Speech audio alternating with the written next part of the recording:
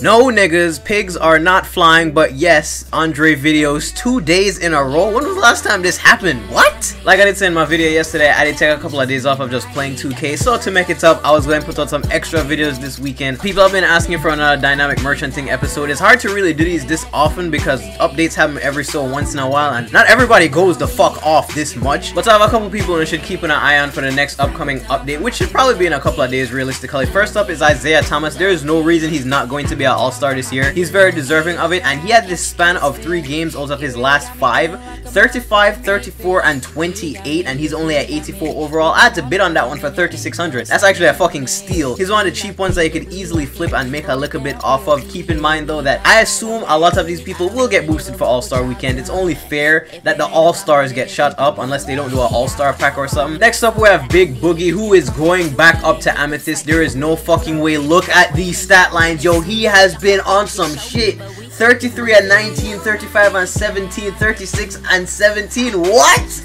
There's no way Boogie with these types of games not going to go back up to Amethyst, and he's going for like 70,000. He's easily going to be twice that if he can go back up to Amethyst, and he can still hit 3s. It's still like a 77. Big Boogie, he's going to be an all-star. He's going to be Amethyst again. Just let the Kings win another 2 or 3 more games this week. Next up is my nigga Lillard, straight from training day. My nigga Lillard is finally getting some love from 2K. That Moments Lillard is by far the most fun card I've used in this game so far this year. It reminds me of Emerald Lillard for those of you who are around the channel for this long. If you can catch one of him for around 50,000, 60,000, trust me, that's realistic, especially 50,000. You can easily sell him for around 80 to 90 if he gets a boost, depending on how big the boost is, because they have been fucking him for most of the year. We have a cheaper one for people to keep in mind who don't have as much MT. Yanas, this was one of those people that you knew coming into this year was probably a dynamic to pick up. It did take him a while to kind of get going, but his last 3 games have been huge. If there's an update this week, he is going gold. 29 and 10, 19 and 11, 28 and 16. Those are some numbers. Try to catch him for anywhere under 10,000, and then he'll be worth 15 to 20 if he gets pushed to gold. Next up we have Jimmy Butler. No, this is not me telling you to go and get him. This is me telling you to stay away from him. Jimmy Butler, I am not sold on him being the best shooting guard in the league. Realistically, he's just a system player that just happens to have really big games from time to time, depending on how many free throw attempts he got. He had 25 free throw attempts in that 50-point game, and nobody's talking about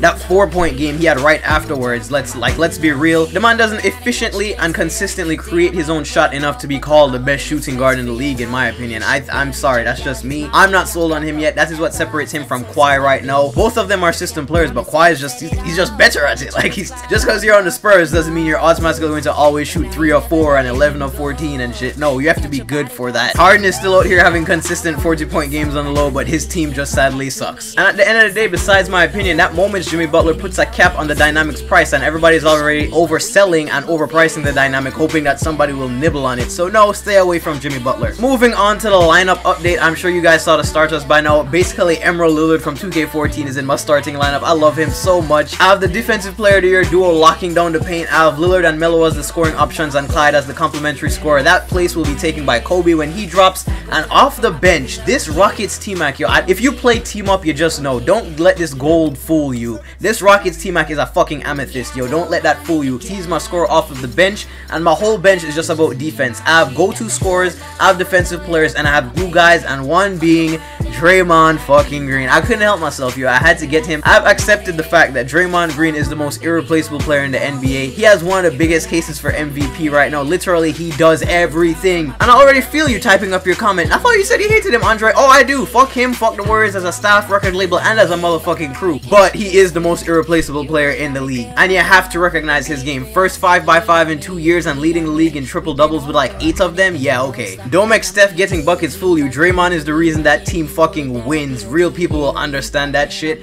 And no, this is my team. This is legitimately the team where I've just sold off everybody who was overpowered and I didn't like that much, and said this is my team of players that I enjoy or respect and or really wanted to use. Fuck that super team shit. Road to the playoffs with this team coming soon.